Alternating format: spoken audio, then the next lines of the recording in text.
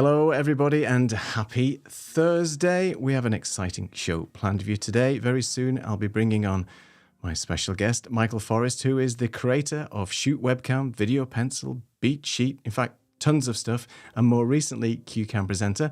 Michael will be giving us an overview of how a Cue CamPresenter will enhance your presentations and workflows. But first, I want to say a quick hello to Jeremy, who has joined us. Hey, Jeremy.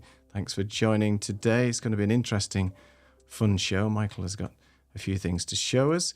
And obviously, you know very well who Michael is, the creator of Video Pencil. And so without further ado, if Michael is ready, let's get Michael on to the show. Michael, thank you so much for joining us today. How are you doing? Hi, Neil. Nice to see you. Yeah, and I've also met Jeremy as well. Like, we had a chat a couple of weeks ago too. Yeah, I'm great. It's a Thursday in Edinburgh. I got my live stream out of the way for the week, so all right, you're good that's to always go. a relief. Yeah. Do you plan to do weekly live streams? Is that what, I mean, you do live streams typically every week. Is that your plan going forward that you want to do and keep to that regular cadence? I started it last January, so I'm at like week 72 now, week 73. Oh, wow. And with quite a sort of discerning audience as well, I think, because I do it on, I don't know if you're aware of Office Hours Global After Hours, Yes, like it's yes. a lab on there. So I sort of know anyone that's coming in probably is going to know more than me about a lot of these things. So this was sort of something that really made me sort of want to raise my game on the sort of the production values and the clarity and the preparation. Because right. before I used to live stream without much preparation, and now I sort of just make sure I know what I'm going to be saying and that it's all going to be really clear. And that's one of the things that, and sort of I'm also testing the tools that I'm building every week as well, and just making sure that that's all working okay and sort of improving it every week for myself, if no one else. I think you're a very brave man who goes on a live stream and doesn't have any run of show or any plan whatsoever, because sometimes when I first started, you know, there's nobody out there, so you have to have something to talk about, because I dry up very quickly. It's like, well, okay, there's nobody interacting, what else do I say? So yeah, good on you for testing the tools and having actually something to talk about now as well. Yeah, I do these 2-hour-long live music improvisations, and you know, sometimes there would be like 2 people, and then sometimes, like, I once got raided by like 150 people or something, and it was probably the biggest gig I've ever played. But you just don't know from day to day which one it's going to be, and you need to not look at the, you know, I can see the viewer count on the preview, and it's like I tend to not look at that because I find it distracting. Like, it's because you go, oh god, there's only so many people watching. I know. If you get to that point, it just drags you down. But let's crack on anyway. So for people who haven't met you before, Michael, let's talk a little bit about your background and how did you start by creating all these amazing apps that we all love and use today? Give us a little background on Michael. You know, I always sort of want to go back too far, probably, but basically, I've spent my whole life figuring out how to do creative things with computers. So, like making music, games, videos. Like, so in the 90s, I had an Amiga, and every month the Amiga format cover disc would have a different type of software. And I always learn how to use it and sort of be, you know, making music with samples and stuff. And so I've been doing sort of Mac development for about the last, I don't know, iOS and Mac development for about the last 15 years. But yeah, I've been programming computers for like 40 years, like 35 years at this point. So I sort of always just tried to figure out how to make them do what I want, but always sort of towards something human. I think they should be tools that make us more expressive as humans rather than things that take away, you know, things that we might want to do. But yeah, so the last 5 years I've been. But yeah, so 5 years ago, I decided I'm going to stop selling my time. So I went cold turkey on, you know, app development, contracting and stuff, and started trying to build this business. And then, yeah, so it's sort of like been an interesting journey from the start of that to suddenly going from sort of like being selling my time for a lot of money every day to like, you know, being excited if I sold like an app that day or like, you know, a big day, you know, just, and you know, the sort of small numbers when you're starting out. But yeah, so I've been sort of like tinkering away at this. You know, I don't know how much detail you want me to go into on any of this, but no, go ahead. I'm curious about sort of where you actually like. What was the first app that you sort of worked on then? Was Shoot the first one that we know, or did you have a lot of prototypes before that? Because you've been developing for a while, so...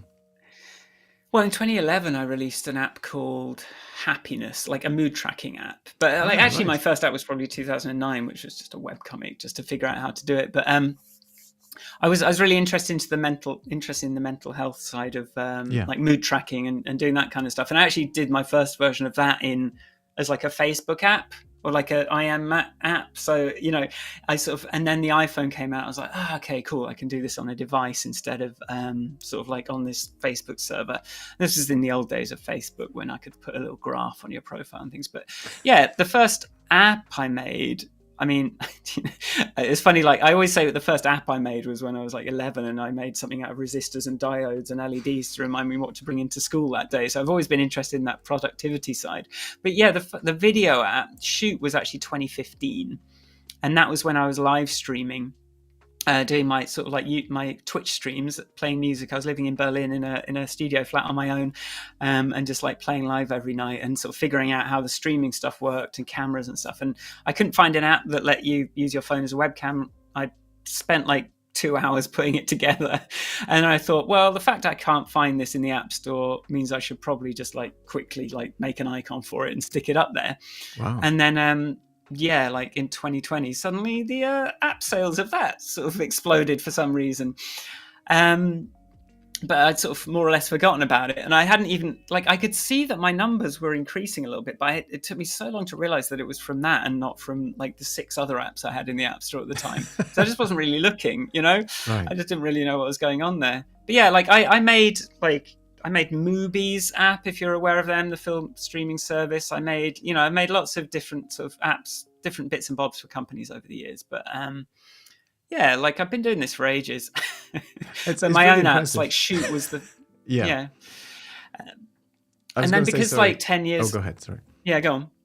No, I was just going to say that it's impressive that you.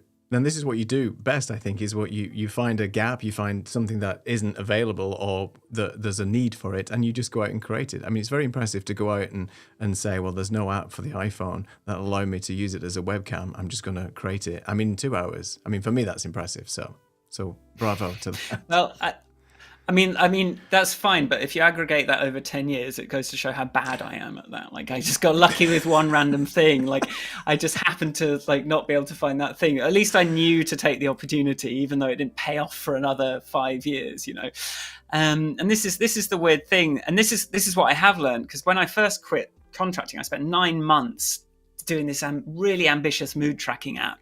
Like I was like, I've learned so much in the years. I'm going to really take it to the next level now. It's all going to be about tracking how changes in your life do this, and like designing it from my brain, And 9 months later, I built an app, spent full time on it, put loads of work into it, and an app that no one wanted. And it took me like another year to go, I need to just be like talking to people about what they do want, and make that. And that's when I kind of like pivoted a couple. And this is just my journey, learning how to have a business, learning how to actually like make stuff that people need, and learning how I thought it's like, because I came from this agency world where everything's like super branded and really precise and really like, and I realized actually, no, the norm is you put something together in an afternoon and find out if it's a hit. You don't spend 6 months trying to making something and then see if it's going to be a hit. And I realized actually that's so much more fun. I can just try something out, throw it out there, and see what happens. And that's kind of what Squares TV is.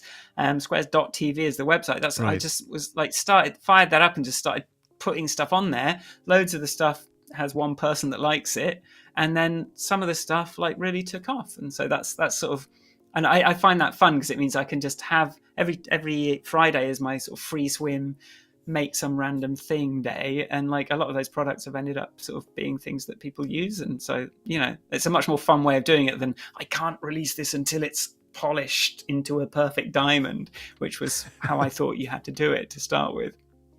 So when I first sort of found out about you I think it was on one of the eCam shows. I think you were a guest on Doc's show at the time, and I think you were talking a little bit about your new product, which was BeatSheet at the time, or a product that you'd had for a while, and you was sort of talking through that. And then you mentioned this thing on BeatSheet, which was Video Pencil. I'm like, because I've been looking for something as an Ecamm user myself, and my background is IT, and I used to try and tell people how to break down complex issues with network performance and things like that. And you always need something to be able to illustrate that. Either it's to highlight something on a network drawing or so on. And I wasn't a big fan of Pro Mouse. It never seemed to work very well for me. And I wanted to actually draw on something to highlight things. So Video Pencil is where I sort of found you, and then there you go. And then finding out about BeatSheet and thinking, well, this could help me a lot, especially where I'm able to use the heads-up display. I've got the teleprompter function. I've got the connectivity with Ecamm. So every card that I'm creating on BeatSheet allows me to switch between the scenes in Ecamm, which is super useful. So anybody who's not used BeatSheet won't know what I'm talking about. But then obviously you've taken all those concepts of BeatSheet, Video Pencil, and Shoot Camera, which is what we all know and love. And now you've created something which is all sort of integrated called Cue CamPresenter, which leads me on to your latest and greatest project. So maybe you could talk to us a little bit about what Cue CamPresenter is, or even maybe run the video, and then we could get into sort of how Cue CamPresenter is useful. Okay, yeah, let's jump in. I've got this video I've been working on, which I just finished last week. So yeah, maybe I'll show that. But yeah, this comes from I had all these disparate apps, so I thought I'd just like tie it together. And so yeah, I'll show you the thing. It's my little sizzle reel. I did the music, problem. I did the animation. Oh, you did again, the music as well, I right? did all this I'll put you stuff. on full screen then. Go ahead. So put me full screen, and you can. This is sort of like an introduction to what it is.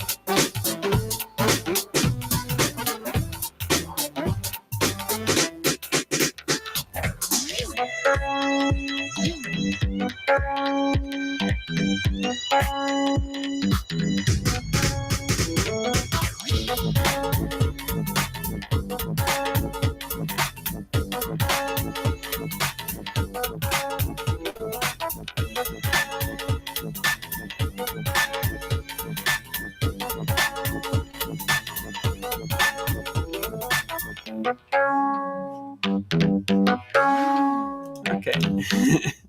And then that's the end of that. So very impressive. It reminds me of the Apple silhouette. Remember the iPod adverts back in the day when they were all silhouetted and they were doing all this? Yeah, it just reminds me of that. Well, very good. This was out of necessity, if nothing. I can actually like enable that. So to do that, I actually. It's more out of necessity because like the thing with having a video app is you sort of like need video footage, and it's like I don't really want my face to be in this advert all the time. So I just thought, okay, well, let's just make it, if I'm silhouetted, then it's a bit less distracting. So yeah, that's kind of why it's like that, really. But yeah, so it's I know that's a bit of a sort of a run through, and a lot of the stuff you'll kind of recognize as stuff you could do with Ecamm in some way, or with BeatSheet, or with Video Pencil separately. But it's really sort of like more a way in for people to do all that stuff without all that configuration and like all the stuff. I mean, you still got to learn a little bit, but you don't have to configure and set it all up for yourself and follow 57 different tutorials. You just install it and like set it up as the webcam, and then just like you can just draw like that. And if you want to do sparkles, it's got the sound, and you can sort of like zoom in on something and sort of draw an arrow to it, and it's sort of like it came out of, well, I mean, I'll just sort of like give you the thing. So what are the things it does? It's a way to draw on your webcam, so you can sort of draw stuff. You've got live titles, so you can just sort of like immediately add text just by drawing an underline and doing that. It's got like a sparkle wand, it's got a laser pointer, and then it's like part of that is like you want to be able to draw on anything. So I ended up adding more and more, you can sort of share all sorts of different things. So you can share a desktop, you can share slides, you can share images, you can share videos, you can share like a second camera, and all without kind of having to set up a load of scenes. And then, and then just it sort of works with your teleprompter. It's got that same beat sheet window, but with a few extra features. And then this sort of smart cue card thing that beat sheet introduced, where it would you could sort of see what you had to say, and it could run you through your eCam scenes, which CueCam can still do. But this is a sort of kind of keeps it all self-contained. If you don't want to run 2 bits of software, you can just do that, or you can integrate it in different ways as well. And it's just got all that eCam, OBS, Mimo Live integration as well, if you want to sort of progress from the basic thing. But actually the basic thing is pretty, it sort of gives you quite a lot. So just to share what that looks like. This is sort of what my live stream document looks like. So I have sort of my sort of countdown cards. This is like a looping video that plays in the background. I have a little video plays, and then I did some stuff with Harvey.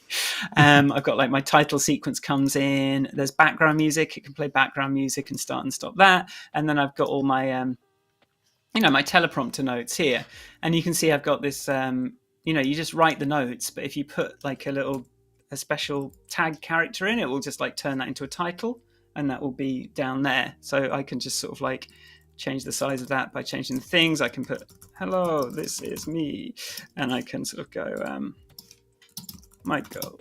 It's really quick to sort of add text and add content into a stream.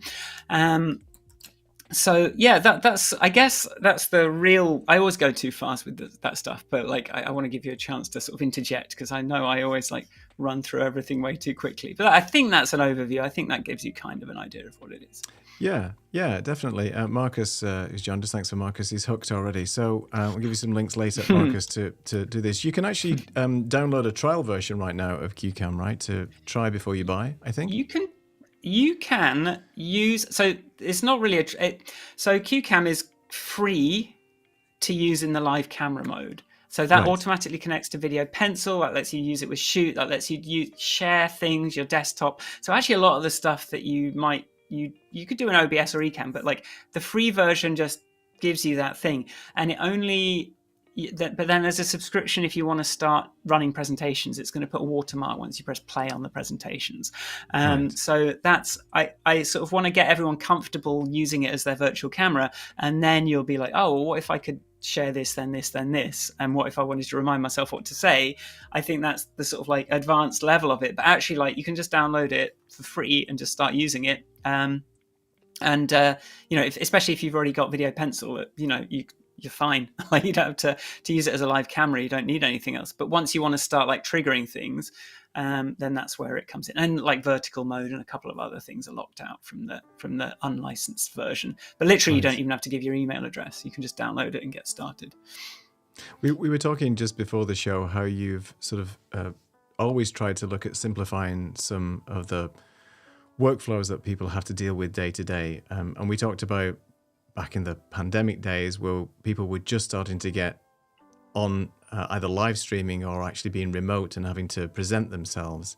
If this was available back then, this would have helped so many people level up their presentations and delivery. I mean, it's been many years for me sort of looking at how people have been using Zoom and Teams, and in the corporate environment, you've always got this same look and feel with Zoom and Teams. It's quite just a standard. There's, some people are in their kitchen and the video looks terrible and there's no good audio. And I think to be able to present things well, but to simplify that process, because I know a lot of people started digging into OBS, and that's probably where eCam sort of started seeing a ramp up in sales and things. I think we've talked about this before, is that CueCam sort of sits between sort of eCam at the sort of top level and OBS for the sort of whatever type of presentation you want, and then right down at the base level where, well, I've just got Teams and Zoom, I just want to present something well. Can you talk a little bit about sort of some use cases for Cue CamPresenter with regards to maybe Zoom and Teams and what people could get out of it very quickly if they were just starting to use CueCam as their sort of first entry into the virtual camera presentation world? Well, I think the first thing with the virtual camera is it's just sort of making it a whole lot more seamless. So we are not like, because half the time you try and share your screen on Zoom, you sort of got to ask for permissions and someone's got to go and sort of set that up for you. Just being able to, I haven't really prepared a good window to share. Shall I bring my photos library back? But if I was like, oh, I just want to show you something, show you my baby pictures, I don't have to like, I can just press a button and there's my baby pictures. There's my baby pictures, right? And I can be talking, I can be over the top of it. And then aside 3D, I can just move out the way. So there's this really seamless just connection that you can create with people. And then once you've got the iPad, you know, just being able to just, you know, sort of quickly express a thought without having to break that eye contact or flow of conversation, I find really useful. And actually something I was doing with you earlier, like I wanted you, you know, I wanted you to see that when I was not looking at you, you're in my teleprompter, that like, right. You know, I'm looking at something here. So someone shares a document with you, you've clicked on the link, you can just sort of like ambiently, they can see that you're sort of having a look at the document, but you haven't broken the flow of conversation in the process. And then I think like for stuff like reporting on Teams, just being able to throw together a few notes. Like, so today, I was planning on spending the morning preparing for the stream today. And I just like things, you know, I had like a meeting somewhere like at the house in the early afternoon. Then I had a call with a user. And then I realized I had like 20 minutes left to prepare. But like that didn't stop me being able to really quickly throw together a quick few notes on what I was going to say. And then once you've got that, I mean, I can, you know, I can even show you, like, I just sort of threw in like, okay, what might I talk about? And then I can just immediately chuck that into my teleprompter. And so I can sort of have a bit of structure. And if it's like a weekly report or a call or like a daily stand-up, just being able to then drag on, like, here's a screenshot of the thing that I was working on. Here's, you know, I'll share the website for this bit. So, and you can just kind of step through and go, okay, we're on the website, and it will just like spin up the browser window, go to the website. So all of that stuff that usually is going to interrupt the flow of the conversation, you can just quickly set up beforehand, and then it's just going to save a lot of time in those conversations, and it's going to make them flow a lot more naturally. And I think if everyone was doing it, I think you would have, because otherwise, if it's just your face, you're just like waving your hands around half the time, like waving your hands in the air, like, and so either setting up like, I'm going to put my notes together and really be prepared for this call, or just like I can just drag an image. Like when I'm talking to I talk to my parents on Google Meet every couple of weeks, and I want to share a baby picture. I can just drag it into the window, and there it is. And like, or drag a video in, and there it is. And like, meanwhile, like my stepmom's like trying to show me a video that she took, and she's like WhatsApping it to me, and like, because it's the only way to really do it. And so just being able to throw it in.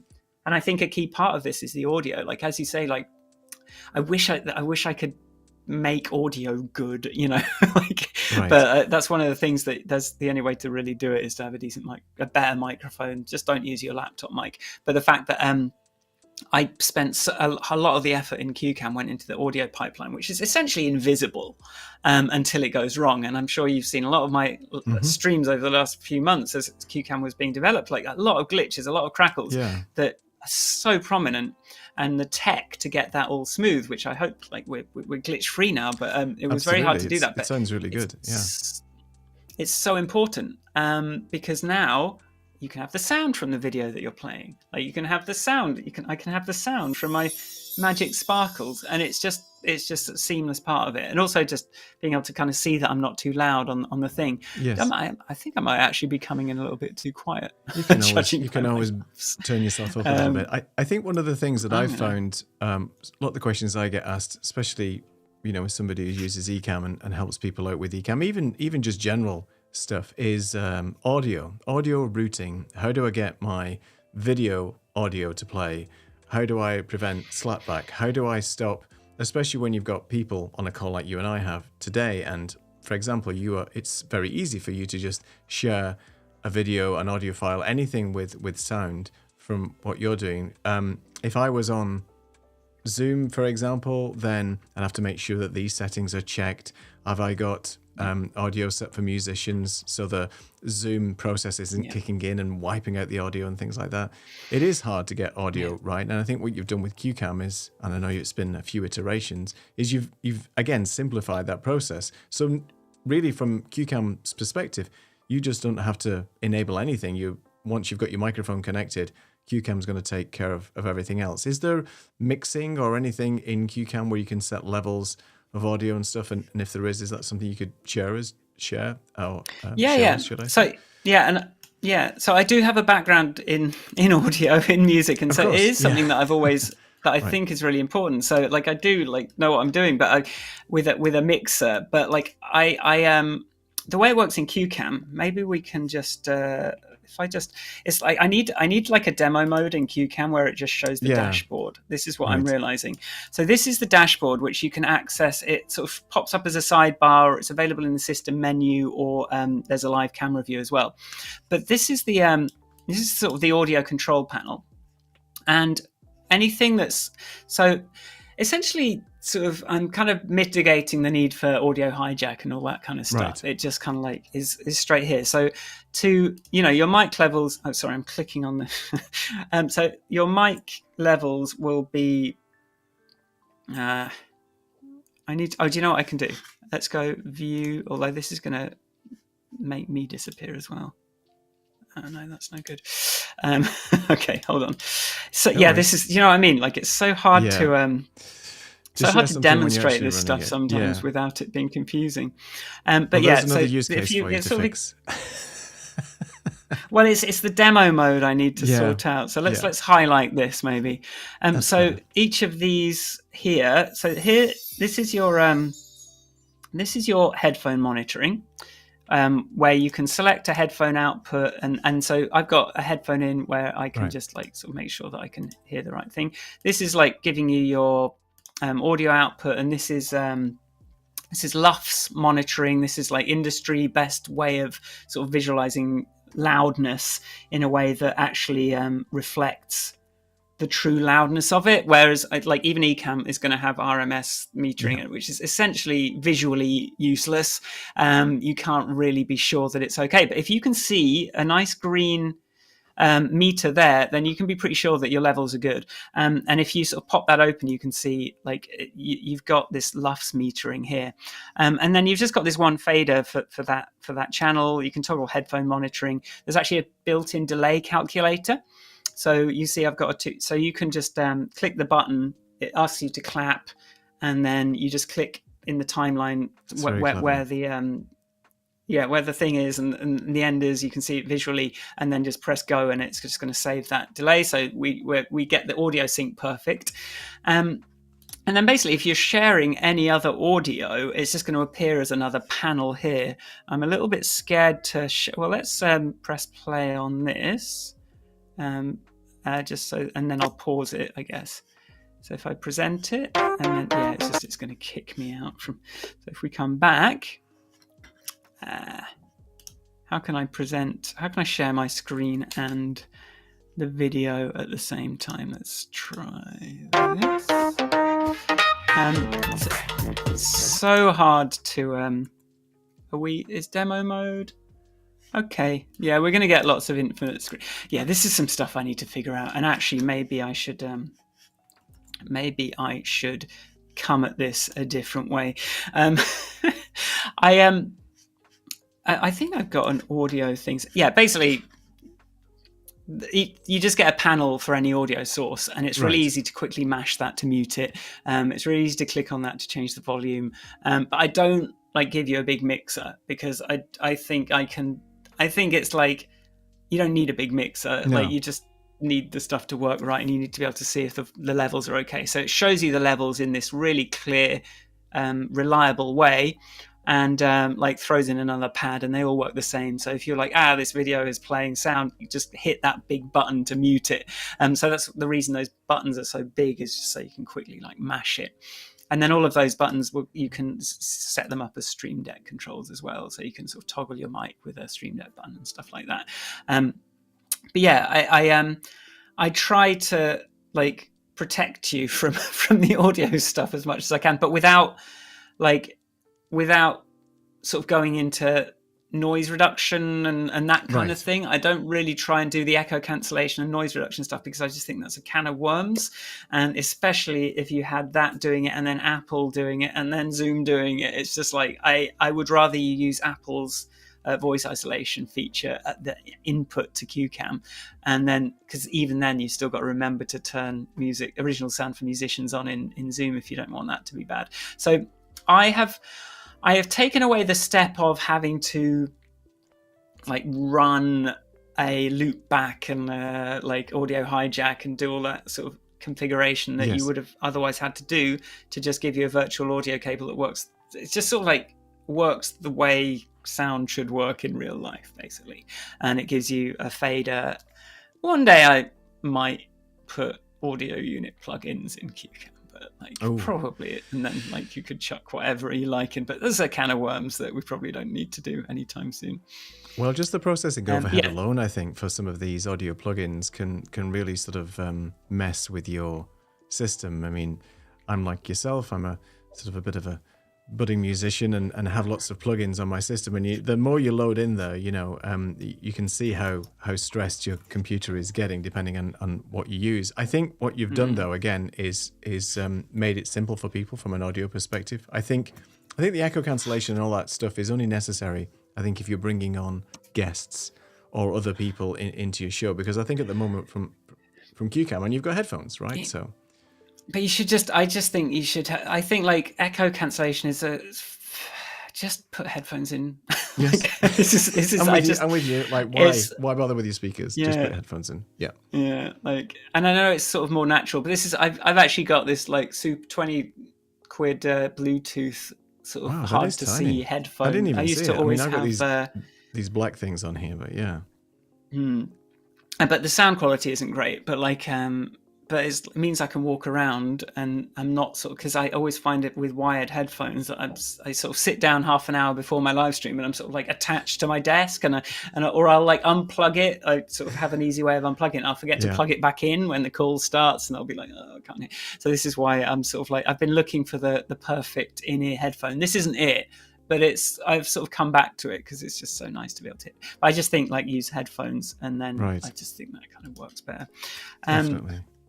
I think just one quick thing. I think the live stream purists will say though, using Bluetooth, it could disconnect in the middle of a live stream or run out of battery. But I mean, if you do some preparation, I mean, you do see a lot of people with the Apple headphones and things like that. I think you've just got to take a sensible approach. Just one thing I was going to say though, the removal of the audio hijack and all that kind of stuff in the necessity for routing audio was a pain, because before the days of CueCam and other things, that's all you had, right? And I used to use audio hijack. How do I get Skype audio routed here? And it was just a mess. It was such a pain. And like I did this live video podcast for sort of like we did it for 4 years, and it was like to start doing to get the sound in. It's just like, I think my experience with this has just been a long process of how can I be running fewer apps in order to do what I'm doing. And to start off with, it was like, I'd have to run like, it was an app called Black Siphon that would let me use my Black Magic USB adapter for my camera as a siphon, and there's this piece of software that has to run so that OBS can see it, and I've got to remember to launch like 37 pieces of software in order for my live stream to work, and if I miss one then it's silent or like the video is not working. And so my whole thing has been like, how can I just reduce this down to as few pieces of software running as possible? And now I'm doing all of it on CueCam if it's just a video call, and then for my live streams I have eCam as well. So I can do interview mode, so I can do like the chat overlays and bits and bobs like that. But like, I don't have to have the virtual camera, virtual audio and all that stuff. Remember to press play on audio hijack and all this kind of stuff anymore. And it just means I can kind of concentrate on what I'm going to say instead of like how much configuration is involved in getting it to work. And I hope that other people will find that too, because it's like once you get into this, you really discover how deep the rabbit hole goes and how many things you end up having to run just to get anything to. But just to be a little bit more ambitious seems to just add so much extra software that you have to know about for it to work. I was just going to say that I was just going to like show you, like the website Yeah.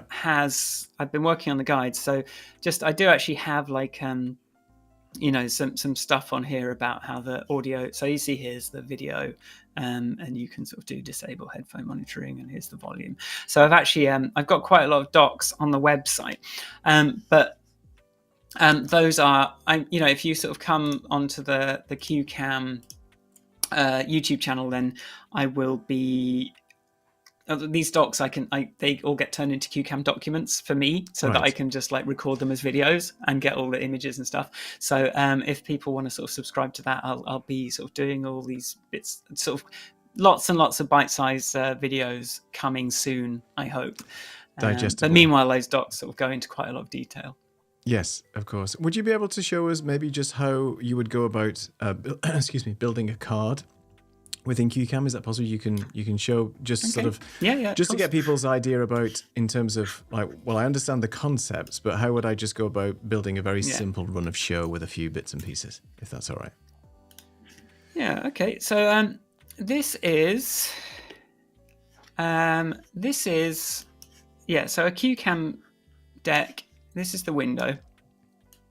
Let me just try and get that that's perfectly perfect, aligned. Yeah, so good. you can make some cards here, and so text so stuff you put, text here is for the teleprompter, right? So if you pop up I've got the teleprompter window in use, but the teleprompter window looks like, let's find it on here. Prompter window looks like. But the teleprompter window just is something you can drag into your teleprompter so that you can see what you're going to say. So this is really like the primary thing that you're doing with CueCam. And then you've got this button here where you can add stuff. So I can say, so teleprompter text, this text will appear in your teleprompter. I put that first. But let's say we want a title. You can click title, start typing. Hello, this is my title. And that's the sort of one way of doing it. Or you can just sort of go to one of these templates here and just go, okay, I want a picture and a title. And that's going to sort of fill in. We've got slide title. This is my slide title. And then I can like click on there and replace. I think I'm going to zoom out a little bit from this. There's like a replace button, or you can make that a background, or you can remove it. That's, and then you sort of have your notes inside. So what I do is like, I do something like, hello, my name is, and then I go, Michael, and today we are. So you can have the text read quite naturally when it's coming through to the teleprompter, but also that that's what's going to come through to the cards. And then beyond that, it's sort of like, what do you want? What do you want to share? So what have we got on here? We've got, well, I mean, if you just look at this to start with, we've got like, you can have a title, you can have like icons and things, you can have bullet points. So when you add bullet points, it's going to be hello, like point 1, point 2. And when you present those, am I going to risk this? I'm going to lose the screen share, but so they'll be animated in. I won't do that. No worries. We've got I had a really good demo mode for CueCam 1, and CueCam 2. I'm still struggling to get the perfect demo mode working for this. You can have multiple pictures, but you see all of this stuff is just sort of in line. So if I don't like the order of those pictures, I can just like cut that and like paste it on top, and now that picture's first. We can have like quotes, footnotes, images, videos. You can choose a second camera. So if you share a second camera, that's gonna be you with picture in picture. Share like an app, you can choose what app or what display to share, or like if you've got an Apple device plugged in, you can select that, and like it will just put a frame around it as well if you want. You can load music, and then you've got all these triggers that you can do. So this is where you see like eCam Live, trigger an eCam Live scene. That will be a menu with all of your eCam Live scenes in it, and that will just be attached to the cards. But like if you're sort of starting a script, one of the nice things you can do is just go like generate and say, I want 3 cards on the history of What do we want? What do we want to talk about? History of, I don't know, Edinburgh, Portugal. And then I'm going to say generate image prompts. I'm going to hit generate, and we're going to get a bit of ChatGPT magic. So this is like a really useful way to get cool. sort of started on a document. So here we go. 20th century Portugal experienced significant political changes, including the Wow. Portugal's history dates back to the early. So we can sort of like quickly seem very knowledgeable on something. Do always check ChatGPT's facts, obviously, but we can also generate an image, and it will give you sort of like an image, a suggested image prompt. Let's have a background image. So we can sort of go away, have DALL-E generate something, and that's another way that you can very quickly build up some slides and some content if you're sort of like struggling to figure out exactly how to talk about something or how to get started. And then always you'll end up editing that because you're the expert, not the robot. But like, yeah, so here we go. Some crazy Portugal's history picture has just been created for us. So yeah, and so you're just like move in. You can sort of see so if you see, here's my this is what my app labs look like. So I sort of save as each week, and I plan out what I'm going to say. So mine will have like, I think I showed you this, didn't I? Like we've got the title sequence. Yeah. I've got like these music triggers, and then I've got my content, and then you can actually like have a separate document. So here I'm like jumping to a different document. And then when that document's finished, I'll jump back. So I'll be like, okay, this is going to jump to the teleprompter doc. And then that's all kind of like set up there. Let's see. Understanding the teleprompter window. And so you can sort of jump in it. So if you just wanted a doc that was about the teleprompter window, I can sort of have that, and I can have all my pictures in it. And then, yeah, when you're ready to go, you just press the big start button, and that just turns into your single button. So on my Stream Deck, I just have like one. I don't have. You'll notice something about me as someone that does presentations as complicated as I do not have 3 massive Stream Decks on my desk. I have one 6-button Stream Deck, and that's fine. So yeah, like that's basically how you do the cards. You can either, there's those layouts that I added in version 2 to sort of give you an idea of what was possible. I think I didn't actually go through it. There's the screen shares. There's the sort of background video. You can sort of share a website, which will kind of, you can put a link in and sort of show the thing, but it gives you a few templates to get started with there, or you can generate something with ChatGPT. So you've got a few options to get started, and then you can edit those as much as you want. But as soon as you like press play on that to sort of present it, you sort of do need a license for it not to have an annoying watermark on it.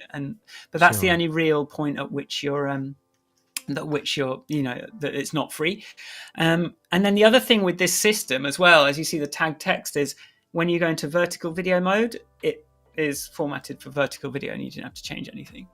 Oh, so if you wanted to do right, go ahead. Sorry. So the way I see this working is you do a recording. If you do a video, you can sort of do one version, do that in horizontal mode, and then just record it again in vertical mode with the same script as running through it, and just like just do 2 takes, and you've got sort of unique content for different platforms, and actually like not much extra overhead really. I was going to say, first off, I'd forgotten, and I have been watching a couple of your videos and things, I'd completely forgotten about the ChatGPT integration, where you can just do what you just did. I mean, just to give you some pointers and ideas, it's so useful just to have that integrated, just to give you a bit of a head start. And the fact that you can then generate images and things just from the prompts is great. I was going to ask you, you mentioned about Stream Deck. So I know BeatSheet and had sort of its own Stream Deck profile. The same applies for CueCam then? So you've got a Stream Deck profile of sorts where you can integrate with Stream Deck and use that. It seems like a lot of it's hands-off though, particularly when you've got everything built in your cards. You don't really need to use the Stream Deck for a lot, right? Yeah, exactly. A lot of what's in the CueCam Stream Deck is like really you just need the next button. So or like if you've got a pedal, like you can just use, just have a next button. Like I've stopped using it because it's so loud. Also, like it keeps breaking. I don't know why. Right. I use mine with socks. Picture? That's basically what I use mine with. There you go. No, I do, but socks. There's a clunk of the mechanism. No, I know. Also, it keeps breaking my one. But yeah, like so, I just have. What do I want? I want my what am I looking for? Stream Deck Mini. So I just have my like start button, and then I have the desktop share button and the aside 3D button. So that's how I'm kind of coming in and out of that. I see, right. My desktop, I can just quickly toggle the desktop share. And then like I've got my Go Live eCam button. And if I do want to go into like, if I do have guests, then I've got like another sheet that I do the guests on, but with a back button. But yeah, like this is really the button. I'm just pressing this button as I'm going through a presentation usually, and then like maybe clicking this if I just want to quickly show something. But yeah, I don't have a million buttons. Obviously, like if you want to, I know I was watching Alec Take One Tech doing one of his the other day, and noticing how he sort of has his he has his buttons to kind of like show a little subscribe now, and like I think for those sorts of things it's useful to have a lot of buttons. But for the I think, and I was talking to Kat as well, Mulvihill, about she sort of uses the next button in eCam, but I think that then you sort of like, what if you want to come back to a scene that you just showed already? Like this is where I found that broke down. Well, I was doing it with OBS as well. Just being able to kind of have that kind of non-linear, well, just have a linear sequence that isn't copying and pasting stuff, like which is what you'd have to do to have that as a linear sequence in eCam. So it does mean that people end up with a ton of buttons and a ton of Stream Decks on the desk, and I'd like to help people avoid that really. And for me, it's like it's always been about I just want to go forwards through something, and I'll always go off on these, but like I think you can plan out, and this is not just like live streams, this is music stuff. I want music software. I have this same thing with Ableton Live, which has this like grid thing as well, sort of like a Stream Deck thing, but music. But I've always just wanted to my song is made of sections. Like I want to be able to go through those in a sequence. So actually a lot of what went into BeatSheet and CueCam came from stuff I've made in the past to try and make music software the way I want it to be as well. So I finally got an excuse to build this thing. So yeah. I think to have that run of show though, and because I've mentioned to you at the beginning of the show just before we went live that I've used BeatSheet for quite a lot, and I use it on the Stream Deck. So the Stream Deck pedal basically is how I'm controlling BeatSheet. And if I know what I'm doing in the run of show, yes, there's always going to be instances where you need to come back. But BeatSheet will allow me to flip back to a scene in eCam anyway, as long as I've got the right card in the right order, because I can just go back and forward. So, I mean, it's really easy for me to plan a show. Yes, there's going to be times where I need to go back and things, but 90% of the time, my run of show is very simple. It's just a few scenes. I'm only using 3 scenes right now here, and then just bringing in comments, and that's it. And then there'll be an end screen, and be right back if anything goes horribly wrong. And that's it, basically. So I think if you can plan well. Which plays into, like, this is just to see, like, I need to launch eCam for these two. Let me just launch eCam. Hopefully it doesn't make anything weird happen. But if you see here, so once eCam, it does this thing. Hold on. No. It's done this thing where... You may implode now, right? We have to be careful. You might just disappear. Wait. Well, my green screen mask has gone weird, hasn't it? Oh, right. Okay. Oh, no, we're okay. No, we're back. Okay. We're back. We're back. Okay. So you see, like I've got my eCam scenes here. So actually I basically I only really use this CueCam one, CueCam muted, and then I've got I had some title music that it would go to. So my initial ones, it's like the CueCam mic is muted, and then I'll kind of switch over to the normal CueCam scene. And then that's sort of like my way of just switching between scenes in OBS and eCam, sorry. Just so that I don't have to remember to do that. I can just, all I have to do is go, okay, I'm starting here. I have to remember to press this after, when the timer is at this point. And then, so it's all about just like minimizing the number of things you have to remember. So you can be your own producer, and not have to have a control room behind you, Or somebody to do it for you. That's the main thing as well. A couple of comments and questions then. So Marcus says that this would work great with the Elgato prompter. Absolutely. I mean, Michael's got a sort of you have the heads-up display still in CueCam, right? Where you've got this overlay and you can use that in the prompter. That's what you've I'm using an Elgato prompter. I'll do another little show-offy thing. I'm just going to quickly launch Shoot on my phone, and I am going to share as a second camera. I'm going to share cameras, shoot, and then you're going to be able to see see what I'm doing as soon as it switches to the right camera. So this is my Elgato prompter. So I've got my program feed in there, and yeah, just CueCam's windows in there, and you can see it's even got my audio levels coming through. You can see the CueCam button.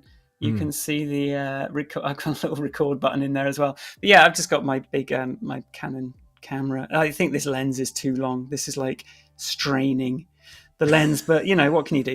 But yeah, so that's I when I first heard about the Elgato prompter, I was like, that's great. That's going to democratize teleprompters, and I'm here for it, because at the moment it's a bit overcomplicated. So I made sure I got one in the second run, but like, because I couldn't get one straight away because they were out of stock. But I made sure that you full screen it on the prompter is perfect. So yes, yeah. And Jeremy was asking, what is the Minority Report overlay in Michael's screen in the lower left? What we're seeing just where your name is right now. This is a Side 3D. So whatever I'm sharing. So in this case, I locked the shoot phone. Let's see if it makes me look good by reappearing when I relaunch shoot. Is it going to reconnect? Okay, maybe not. You can see my phone's green. That overlay in the bottom is if I'm ever sharing anything. So like my desktop, I can just move. It's called the Side 3D, and you can just move it out of the way. And that's one of those dashboard buttons in CueCam. It's like the fourth one down, the Side 3D. So whatever you're sharing will just sort of be down there. So you can see that like I'm wiggling the window that's down there. And like I was saying before, yeah, it's just called the Side 3D. It's something I saw someone, I think his name's Nick Jachishkin, who does this like Unreal Engine, like immersive webcam thing. And I thought that's kind of cool, sort of augmented reality webcam. A bit over the top, but I'd really like to just have a little sort of mini version of that. So I did end up making a version of that like a couple of years ago for myself in another platform.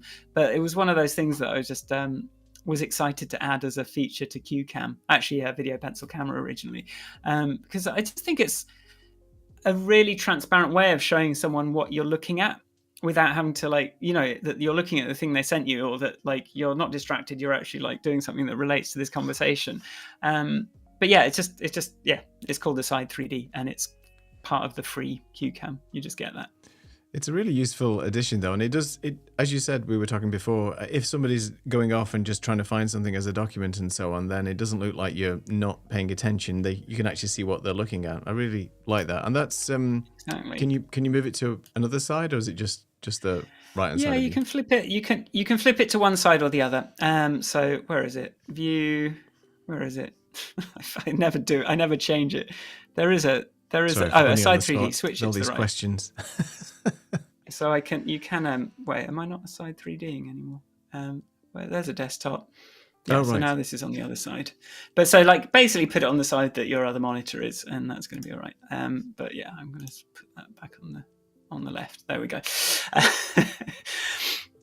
Cool. If you really want to see something that this is, I'll show you some real madness if I go into my downloads folder. This is something I've been tinkering with, but like don't get too excited, because I'm not planning on putting this into the main app anytime soon. But I do have I have been, because this is a 3D environment, I actually like can sort of bring in virtual sets and stuff. But this is this is like this needs some design thinking behind it. But yeah, I can do that as well. But we're not going to do that. Not going to do that just yet. But you don't need to add all these features to your shopping list of things that you need to do and so on, because which brings me on to one of your questions. I mean, sort of, you know, as a father and as a solo creator of all these application things, how do you find the time to develop and support all your apps and projects? I mean, you're just you, right? So how do you do it? How do you manage your time, Michael? How does he do it? Well, I mean, for a start, like I've got this software that I developed called Done Good, which helps me. It's sort of in the same way that CueCam lets me go next. It kind of lets me do that on my task list. So I kind of have all the things that I need to do, and I can go. I just have to look at one thing at a time, and I just go, yes, I've done that. And then, so this is sort of my approach to everything: is turn it into an undistracting one thing at a time. The other thing is I have a very my partner is incredibly helpful, you know, supportive, and doing a lot of the sort of nighttime duties to protect my sleep, which is nice. And I honestly think I attribute, and I think the fact that I don't have to have a lot of meetings with colleagues or agree things or organize things or arrange things, the fact that I can like do a decent enough job on the different aspects of this means that I don't have that overhead of like collaboration. So it does mean that I can like do something very quickly, but it does mean like if I don't get around something, it's just not going to happen. Which is why I have the Discord server and I have suggestions in there, and I try and like if you do bother me in Discord, then I'll prioritize your thing. But one of the biggest things for me is like actually making time to talk to people as well as doing all the development work and the design work. And that's so I actually try to sort of like get out of my, it's fun programming and solving problems until it's really frustrating. But then when you fix it, you feel like, but like there's that whole part of it. And so that requires blocks of time. But I also try to be quite disciplined about making sure that I am talking to people enough that I'm not going down a rabbit hole for something no one needs. And so that's another way that it's sort of, I kind of keep things sane. And I think another one is like I quit drinking like 10 years ago. Oh, that's and good. I can't believe how much like space that opened up in my life, like not going to the pub or not like having a drink in the evening. Like I'm now just like, I never have a fuzzy head in the morning. Like I just think like, I think a lot, 10, 15 years ago, that was just a fact of life, that to cope with the stress and cope with how busy I was at work, like that, the booze was just kind of a part of it. So I actually think like clean living as well is pretty good, and having good habits. I definitely but think really, that's important. I think. Sorry, just to not to have some clarity and to have the support of your partner and your family is really good. And you can get down a rabbit hole. You can work 23 hours a day on this type of stuff, I can imagine, especially when you've got deadlines. Because I guess you set your own deadlines as well. If you want to launch something, if you want to get something out there ready, you've not got anybody else to answer to, but you have yourself to answer to. And that's not always the easiest thing, especially if you've got these deadlines to push your software out there. Yeah, absolutely. And I try to, I think I'm pretty good at, I think it's really important to finish things.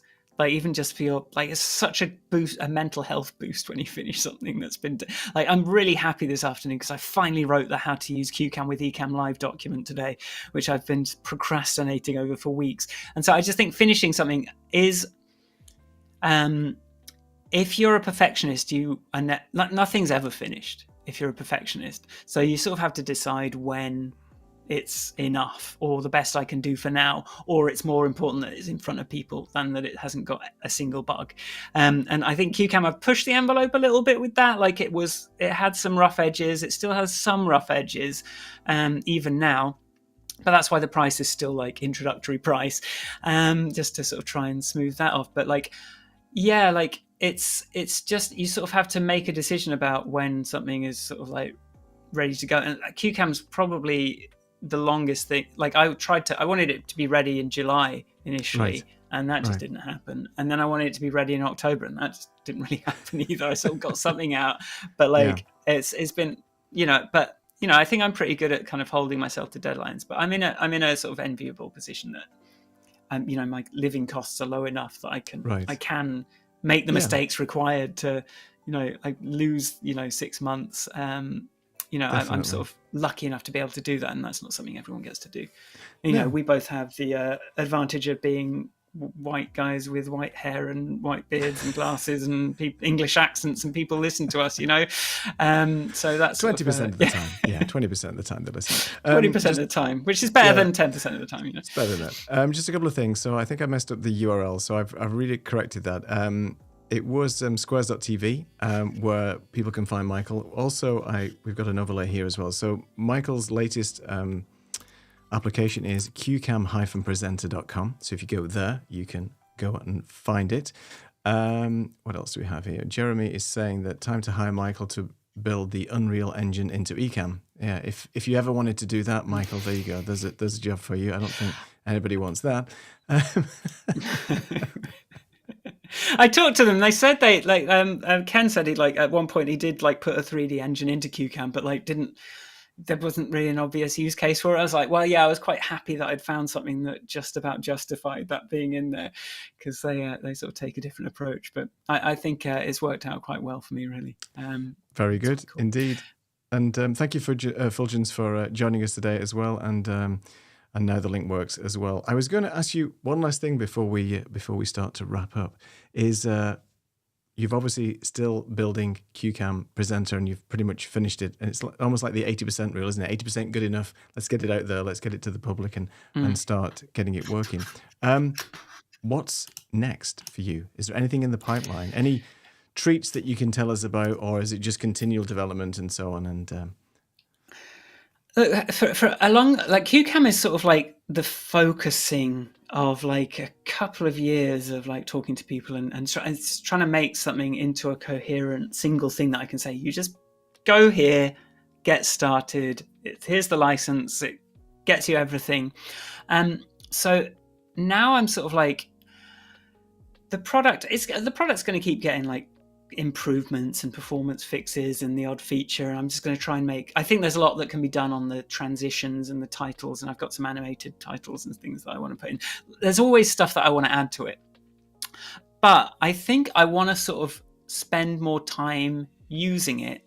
And something I've done with it is it's going to be creating content around it, really. Like, here's how you use it for this, here's how you do it, like a lot of tutorials, a lot of stuff about, because it's a very powerful tool, but like it's pretty underdocumented. So I think I'm pushing into that kind of territory. And there was something else that I was going to say, but yeah, I sort of want to just start making content a bit more using it, just to sort of have fun with that. And then, and the other thing I was going to say was, when you do buy CueCam, you get, like, it will give you a meeting schedule link in there just to talk to me. So if you need any help with it. So I'm hoping, like, I'm expecting as more and more customers like start their subscriptions, more of my time's going to be spent just listening to you and like helping people out individually and sort of getting that direct connection. And which is also why I've kind of capped this current price at a certain. I'm sort of thinking, like, if I had like 500 users, that's 500 to 1,000 maybe, like, I can sustain doing that, the way I'm currently operating. So I'm sort of like looking more towards a sustainable thing rather than trying to grow and grow and grow and grow and grow and grow, right? Where then I have to grow out into a team, I have to get more and more people. So what is going to be is, like, there's going to be a bit of a sort of sharp price increase as soon as, like, my time is sort of like, so I'm talking to so many people all the time that I haven't really got time anymore, and I have to actually grow the team. But that's one of the early adopter things now. If you sort of get on now, you sort of have access to me as part of that, and that's something that I've got now that the sort of hard part of the development's done. It's sort of something that I've got a bit more bandwidth for, and it's just sort of like a better life for me, is just talking to people and helping people directly, rather than sort of inventing something that I imagine someone far away might possibly use, you know. I think, so what you're saying is everybody's call to action on this live stream, or if you're watching on the repeat, is to get in early and get CueCamPresenter now before Michael decides to hike the price up, which is great. And thank you, Martin, for joining us as well. It is super interesting. And I think what we've talked about before is, and I know we've spoke about, well, it would be nice to have this color and this font and change this and change that. You're not making Keynote. You're not making a replacement for PowerPoint. What you're trying to do is simplify the process of presenting material well within either a virtual environment, as I said, using the virtual camera or other things, and not having to create 100 slides where you then have to go back and add this type of font or this thing. Just make it simple for people to generate an image and show and illustrate the message, because at the end of the day, we want to make sure that we're able to present well, but not overthink it and spend hours on PowerPoint presentations, because we've all been there digging through PowerPoint trying to make it look good, and you never succeed. Like, I think the teleprompter, just saying stuff confidently directly, and a sprinkle of text, a sprinkle of video. If you want to do something fancy that requires animation, just bring a video in, like, or bring some bullet points in. I think the biggest benefit is the teleprompter thing. And then all of this other stuff is just like, use sparingly. Whereas the PowerPoint approach is, I've got to like make all these slides and they've got to be branded and they've got to have logos, and half of them are blank and half of them got too much text on. Like, no, this is presenting. You just want to have you wouldn't do that if you were talking to someone in a coffee shop. So why would you do that in PowerPoint? Like, it's just not a great way to communicate. You might get out a little notepad and make some notes or something, but that's about it, Yeah, exactly. And the only thing is, I guess it's quite it's quite biased towards people that are good at typing CueCam. So bear that in mind. It's really about what you want to say more than about how you're going to arrange it and lay it out. Although I will be adding some more stuff. But don't forget, you can always just export your keynote slides and just drop them into CueCam, and it will make that into a sequence anyway. So you've got those options there too. And when I had a look through, it supports things like WebM and movies and MP3s and anything that you can just basically use within the Apple ecosystem. And we must stress that it is only Apple only for what we're doing here. But whatever is supporting the Apple ecosystem is also supported within CueCam. So you can throw anything at it basically, and it's going to be able to present it well. Well, yeah, and if it doesn't work, then tell me. But yeah, that's the other answer to the question. It's like, how do I do this? Apple frameworks, like I just sort of like a lot of this is Lego putting stuff together and then figuring out why that doesn't work right. Like it's like if I was trying to do this on Windows, forget it. Like if I was trying to make it support a Microsoft Surface, forget it. Like, but the fact is, I can use the same code across the iPad, the iPhone, the Mac. Like now, that's really a testament to what Apple's created in their ecosystem. With the latest developments of the Apple OS and obviously the new version coming out, which I've completely forgot the name of it, but I know it's another sort of mountain or something in California. Can't even remember the name of it now. No, me neither. No. See, it's one of those memorable names, right? Is that going to mess with anything with you? Are you testing with the beta version at the moment to make sure CueCam is sort of forward compatible and so on, or is it pretty much not that much of a big change? Well, I think the OS. I will tell you that Sonoma set back development quite seriously because like they put all that video stuff in and it just you can't really disable it and it adds all this overmech Sequoia. Thank you, Jeremy. I haven't noticed anything that looks. I have got like a Mac to install it on. I think I'm going to wait a couple of weeks for like beta 2 or 3 before I actually install it on anything. It doesn't look like there's anything too major. But like that said, like actually CueCam is only supported, but you have to have Sonoma actually. So I am sort of, and so that means I'm actually getting to the point where I'm going to start bringing in some of the improvements from last year into CueCam and like let the stuff from this year settle because that's not even going to be available until later this year. For normal people, and you shouldn't probably really upgrade too soon, even after it's out. Yes, so yeah, especially all the plugins. But nothing too major. But maybe maybe my sort of dream midterm goal is maybe sort of see if I can, now that they've brought the 3D VR stuff, that's got a bit more developed, that framework. I'm using a really old 3D system. I'm thinking like maybe I could get some real performance improvements by sort of leaning on their reality kit stuff instead of what I'm using at the moment. But yeah, nothing too scary because I always get scared come June that they're going to make ruin my life with a load of changes. But yeah, they've had mercy on me this year, thankfully. And in terms of your software and its compatibility, people can still use it on an Intel machine, or is it purely on the Apple Silicon now that people have to run it? No, it works. Okay. It works on Intel, but like honestly, like the fan noise alone is enough reason. I'm on my third Apple Silicon Mac now. Like, really? Well, I've got a M1 Mac Mini, and then I actually had to like get myself an M1 Max just because. M3 Max, sorry, just because it was a struggle to develop it on my M1 Pro. Right. But yeah, but in terms of actually running it, like it's fine. It's well tested on Intel Macs. There was a weird bug where it had a red tint, which I figured out. But I still have an Intel Mac in a cupboard. I need to sell some old laptops.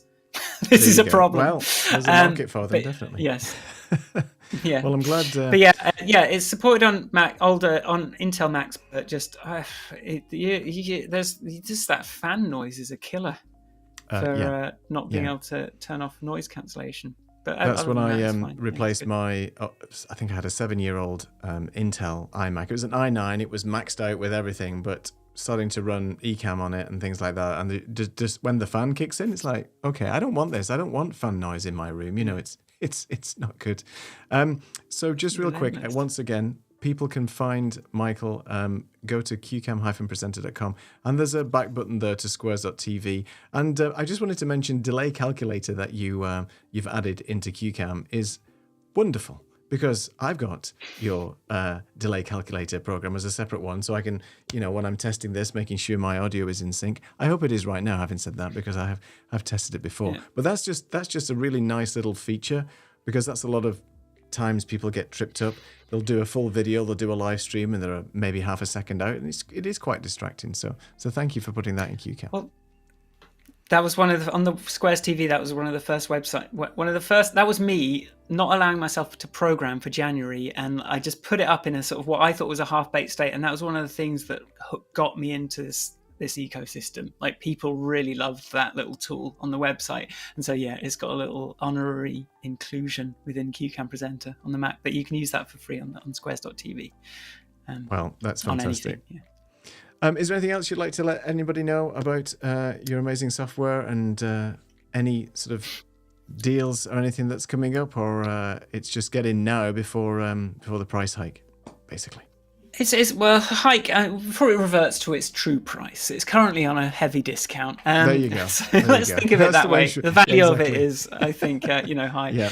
You're getting a good all deal. I'm going to say is now. come to squares.tv and join the mailing list there, because I do a weekly live stream, and just that's just come and sort of stay in touch, and that's the best way to do it. So every week I do a live stream, I put an email out, I tell you what I'm talking about, and I'm doing a lot of kind of intros, getting started with CueCam at the moment. Yeah. So squares.tv, that domain I bought back to promote my live music night back in 2015 is now a random collection of stuff. But if you sign up to the mailing list there by using the delay calculator or any other way, then we can be friends.